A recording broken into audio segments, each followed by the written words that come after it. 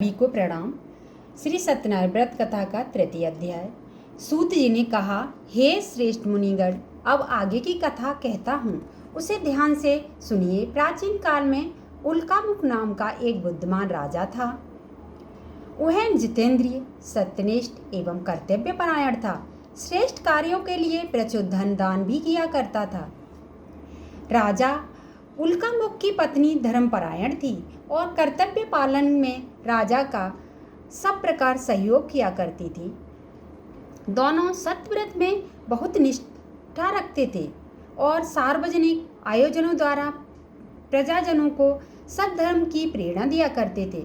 भद्रशिला नदी के तट पर एक ऐसे ही आयोजन में साधु नामक व्यापारी भी सम्मिलित हुआ और उस आयोजन से प्रभावित होकर राजा से पूछने लगा।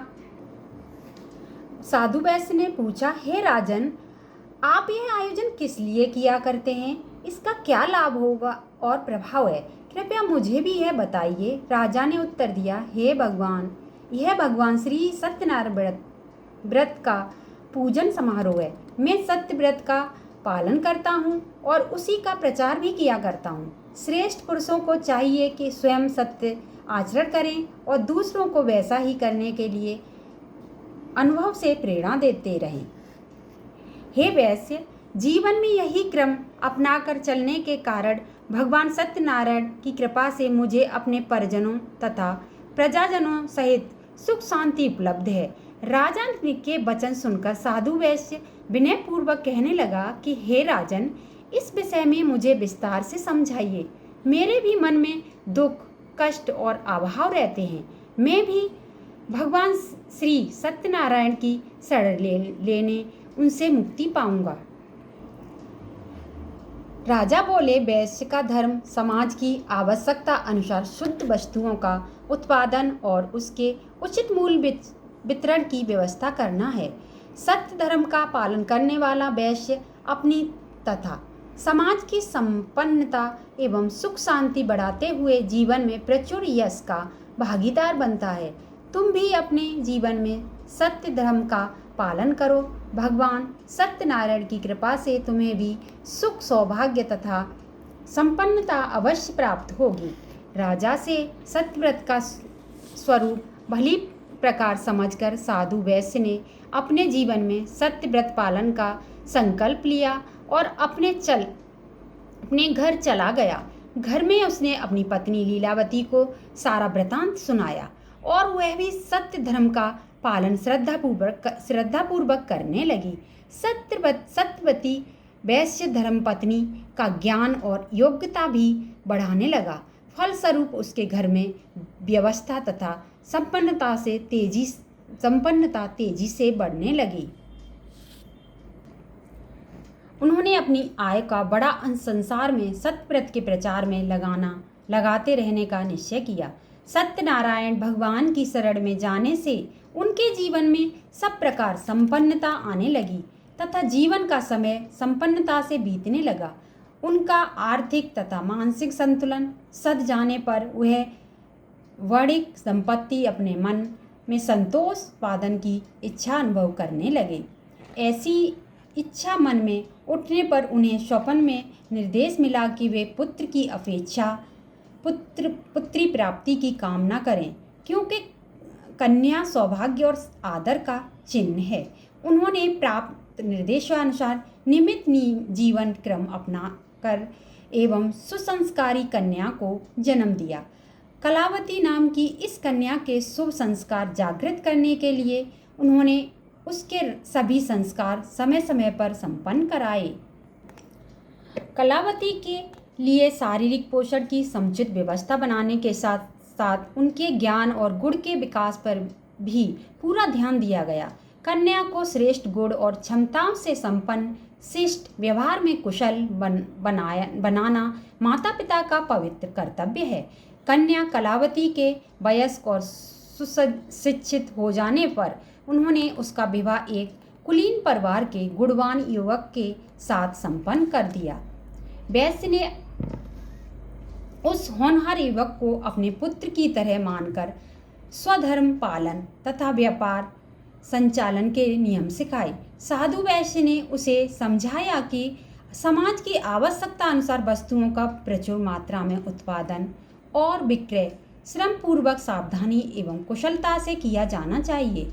जो वैश्य अपने हित के लिए साथ खरीदार के हितों की भी रक्षा करता है, वही सच्चे अर्थों में व्यापारी कहलाता है। दोनों वैश्य धर्म का पालन करते हुए सहकारिता का निर्वाह करते हुए सतत उन्नति और सफलता प्राप्त करने लगे। सफलता और समृद्धि कई बार सब मनुष्य को अपने लक्ष्य से विचलित कर देती है। इन वैश्यों के साथ भी ऐसा ही हुआ।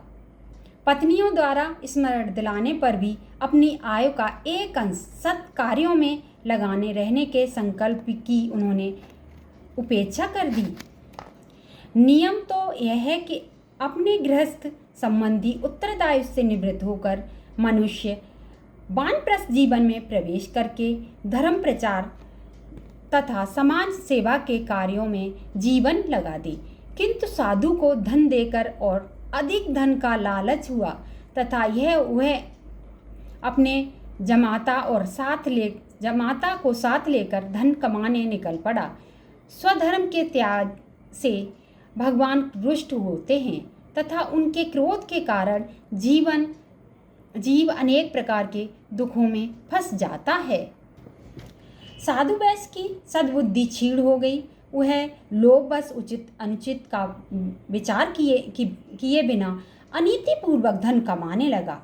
इस अपराध के कारण रत्नसारपुर के सत्यनिष्ठ प्रजाजनों ने उसे राज्य कर्मचारियों द्वारा बंदी राज्याज्ञा से जेल भिजवा दिया।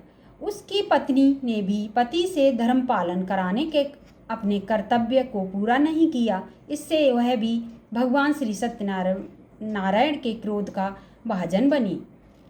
लीलावती कलावती सुखोभोग में मग्न होकर अपने सत्कर्तव्यों से विरत हो गईं। इससे उनके घर की सारी संचित धनराशि विलीन हो गई। दुख आ पड़ने से एक बड़ा लाभ यह होता है कि मनुष्य अपने झूठे अहंकार और स्वार्थ को त्याग कर भगवान को याद करने लगता है और उसे अपने अनुचित कर्मों पर पश्चाताप होता है।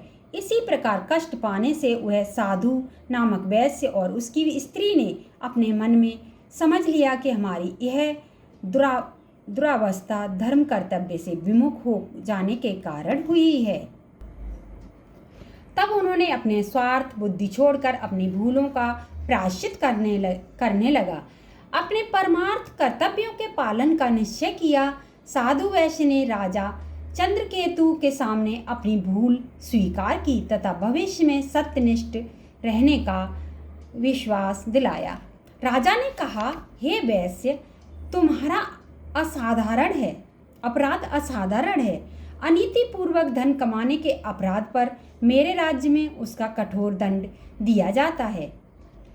जब विभूतवान धनी व्यक्ति अनीति का मार्ग पकड़ लेते हैं तो जन सामान्य द्वारा भी यही राह अपना ली जाती है और समाज भ्रष्ट हो जाता है।